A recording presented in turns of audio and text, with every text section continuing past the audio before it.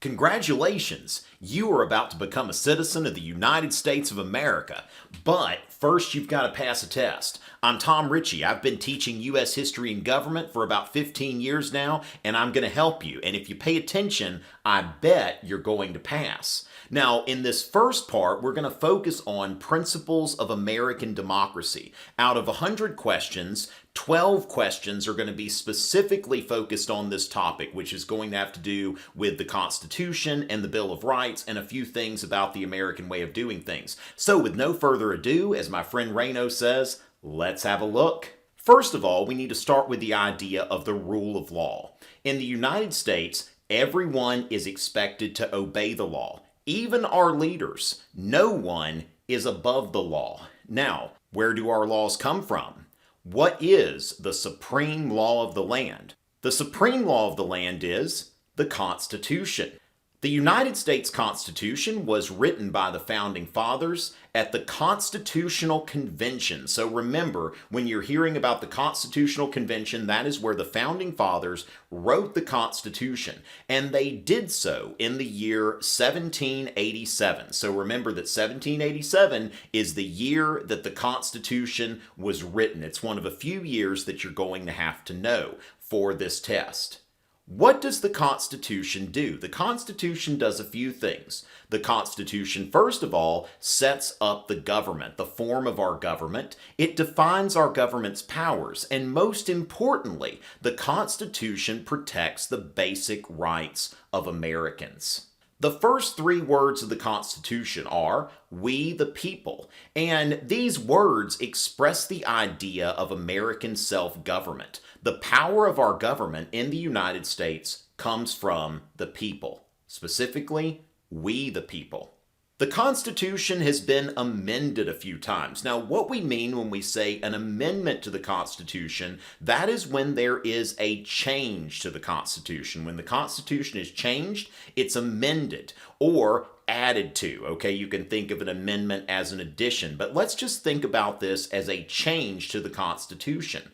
Our Constitution has been amended 27 times. So you want to make sure you understand that there are 27 amendments to the United States Constitution. And of those 27 amendments, 10 of those amendments were added almost immediately. The first 10 amendments to the Constitution are called the Bill of Rights. The Bill of Rights protects a lot of our essential freedoms as Americans.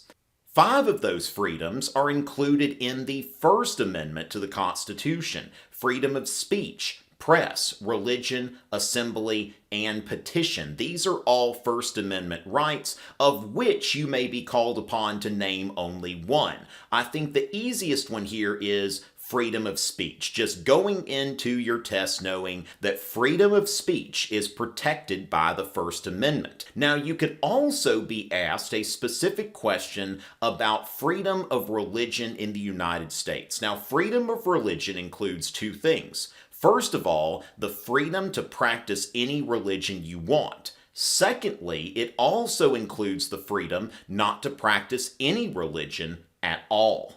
The Declaration of Independence declared our independence from Great Britain. Thomas Jefferson, my boy, he wrote the Declaration of Independence. So remember that Thomas Jefferson was the principal author of the Declaration of Independence. My boy, Thomas Jefferson. And on July 4th, 1776, that was the date that the Declaration of Independence was adopted. So remember, you had 1787 for the year of the Constitution, but you need to also note 1776, and specifically July 4th, because that is when Americans celebrate Independence Day. You'll have to identify a few American holidays, and this is a good one to remember. July 4th is the American Independence Day. And there are 3 rights that are listed in the Declaration of Independence. These rights are life, liberty, and the pursuit of happiness. Now, on your test, you'll be asked to name 2. I think it's going to be easy thinking in terms of just naming life and liberty. So just go in there, Declaration of Independence, July 4th, 1776, Thomas Jefferson, Independence Day, life and liberty. And there you go. The United States economy is referred to either as a capitalist economy or as a market economy. These are two words that mean the same thing. So you can use either of those terms to describe the United States economy. And that sums up the basic principles of American democracy. In the next segment, I'm going to go into the American system of government. So I hope that you'll continue with me, and if you do, I bet you're going to pass this exam. Again, I'm Tom Richey, and it is an honor to help you to prepare to become a citizen of my country. Welcome to the United States of America.